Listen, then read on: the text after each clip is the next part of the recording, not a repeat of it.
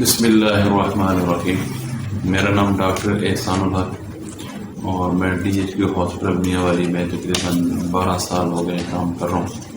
اور آج کل بطور سینئر میڈیکل آفیسر اپنی خدمات انجام دے رہا ہوں. اور اس کے ساتھ ساتھ میاں والی شہر کے اندر ہی میں بطور جنرل فزیشین بھی اپنے کلینک پہ مریضوں کا علاج کرتا ہوں. آج کا جو ہمارا آگاہی پروگرام ہے وہ ذیابطیس کے متعلق ہے، جس کو ہماری عام زبان میں شوگر کہا جاتا ہے اور میڈیکل لینگویج میں اس کو ڈائبٹیز ملائٹس کہا جاتا ہے. چونکہ آج کل جو ہے اس کا ریشو جو ہے وہ عوام کے اندر بڑھتا جا رہا ہے، تو اس کے لیے یہ آگاہی پروگرام کیا جا رہا ہے تاکہ لوگوں کے اندر آگاہی ہو کہ شوگر کیا ہے اور شوگر کی احتیاط کیا ہے، اس سے بچنا کیسے ہے اور اس کی جو کمپلیکیشنز ہیں ان سے کس طرح بچا جا سکتا ہے اور اس کے علاج کے لیے ہمیں کون سی جو ہے تدابیر اختیار کرنی پڑتی ہیں. تو سب سے پہلے تو یہ ہے کہ جو ذیابطیس ہے وہ اصل میں جسم کے اندر انسولین کی کمی کا نام ہے کہ جب جسم کے اندر انسولین کم ہو جاتی ہے تو خون کے اندر جو شوگر کی مقدار ہے وہ بڑھنا شروع ہو جاتی ہے. تو اس حوالے سے ذیابطیس کو 2 حصوں میں تقسیم کیا گیا ہے. 2 اس کی اقسام ہیں. پہلی قسم جو ہے وہ ہے شوگر کی ٹائپ 1 ڈائبٹیز، جس کے اندر بالکل لبلبہ جو ہے وہ انسولین بناتا ہی نہیں ہے. انسولین نہ بننے کی وجہ سے شوگر کی مقدار خون کے اندر بڑھنا شروع ہو جاتی ہے اور یہ اکثر بچپن میں ہوتی ہے اور 30 سال سے پہلے ہوتی ہے اور نوجوانوں کے اندر ہوتی ہے. اور اس کا علاج جو ہے وہ صرف اور صرف جو انسولین سے ہی ہوتا ہے کہ باہر سے آپ کو انسولین لگانی پڑتی ہے. شوگر کی جو دوسری قسم ہے اس کے اندر جسم کے اندر انسولین تو بن رہی ہوتی ہے لیکن وہ صحیح طور پر یا تو کام نہیں کر رہی ہوتی یا جو ریسپٹرز ہیں ان پہ جا کے جو ہے وہ ایکٹ نہیں کرتی، جس کی وجہ سے جسم کے اندر جو ہے وہ خون کے اندر جو شوگر کی مقدار ہے وہ بڑھنا شروع ہو جاتی ہے. تو اس کو شوگر کی ٹائپ 2 ڈائبٹیز کہا جاتا ہے اور یہ اکثر جو 30 سال کے بعد ہوتی ہے اور موٹے بندوں کے اندر ہوتی ہے اور اکثر ان بندوں کے اندر جو زیادہ جو ہے فزیکل ایکٹیویٹی نہیں کرتے یا زیادہ کام نہیں کرتے اور سیڈنٹری لائف سٹائل ہوتا ہے، اس کے اندر سیڈنٹری لائف سٹائل والے لوگوں کے اندر یہ زیادہ مسئلہ ہو جاتا ہے. تو اس لیے جو ٹائپ 1 ہے اس کا علاج تو صرف انسولین ہی ہے. جو ٹائپ 2 ہے اس کے لیے مختلف جو ہے ادویات دی جاتی ہیں اور پرہیز کیا جاتا ہے اور اس کے لیے جو ہے وہ سارے جو ہے ہیں. تو اس لیے جو ہے سب سے پہلے تو اس کے اندر بچاؤ ہے کہ اس سے کیسے بچا جا سکتا ہے. تو اگر لائف سٹائل اپنا چینج کریں جس کے اندر فزیکل ایکٹیویٹی زیادہ ہو، روزانہ کی سیر کی جائے اور اپنے جسم کو کسی کام کاج کے اندر جو ہے مصروف رکھا جائے، تو اس سے کیا ہوتا ہے کہ آپ کے جسم کے اندر جو شوگر ہوتی ہے وہ استعمال ہوتی ہے اور خون کے اندر مقدار کم ہونا شروع ہو جاتی ہے. اچھا، اس سلسلے میں اب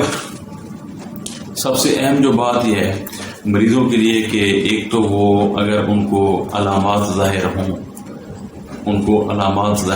تو ان کو فوراً اپنے ڈاکٹر سے کنسلٹ کرنا چاہیے. اب اس میں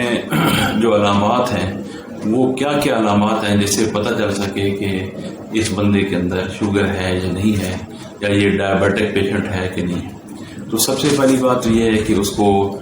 یورین آنا زیادہ شروع ہو جائے گا، پولی یوریا ہو جائے گا. رات کے وقت جو ہے وہ عموماً جو ہے وہ نہیں اٹھا جاتا، لیکن جس بندے کو شوگر ہو رہی ہوتی ہے وہ رات کو بیچارہ 2 دفعہ 3 دفعہ 4 دفعہ اور مختلف اس میں اٹھتا ہے جو ہے اور یورین کے لیے واش روم میں جاتا ہے. دوسرا یہ کہ اس کو پیاس زیادہ لگنی شروع ہو جاتی ہے، جسم کے اندر تھکاوٹ زیادہ محسوس ہوتی ہے اس کو، اور اس کو جو ہے وہ اس کے ساتھ ساتھ جو ہے اس کو مطلب تھکاوٹ کے ساتھ ساتھ جو ہے یہ ہوتا ہے کہ تھوڑی پاس لیں. شوگر کے لیے ضروری ہے کہ بندہ جو ہے وہ مستند ڈاکٹر کے پاس جائے، اس سے اپنا ٹیسٹ کروائے اور جو ہے ٹیسٹوں کے بعد ڈاکٹر اگر اس کو علاج تجویز کرتا ہے تو اس علاج کو پوری تندہی سے کرنے والا بنے. کیونکہ شوگر کے کنٹرول کے لیے ضروری ہے 3 چیزیں. سب سے پہلے احتیاط ہے کہ پرہیز آپ نے کیا کرنا ہے. اور دوسرا فزیکل ایکٹیویٹی کہ آپ نے جسم کو کس طرح جو نا اپنے آپ کو استعمال کرنا ہے تاکہ آپ کی جو ایکسٹرا کیلوریز ہیں اور جو جسم کے اندر شوگر ہے وہ کس طرح استعمال ہو. اور تیسری اس کے اندر اہم بات جو ہے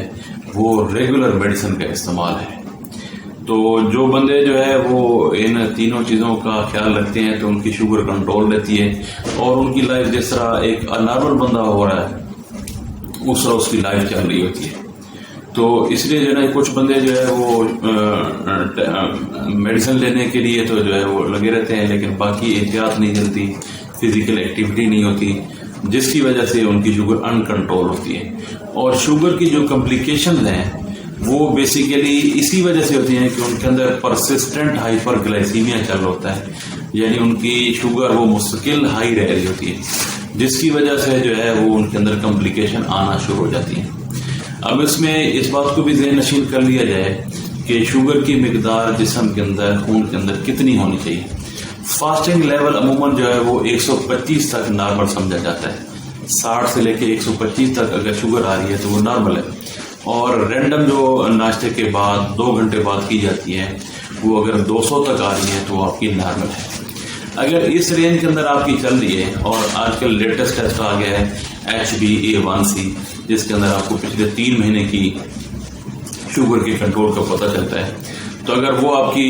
نارمل آ رہی ہے تو پھر کمپلیکیشن کے چانسز کم ہو جاتے ہیں. جتنی HbA1c آپ کی زیادہ ہوگی اور آپ کی جو ہے نا وہ PSR اور BSR زیادہ ہوگی اتنی کمپلیکیشن کے چانسز زیادہ ہوتے جاتے ہیں.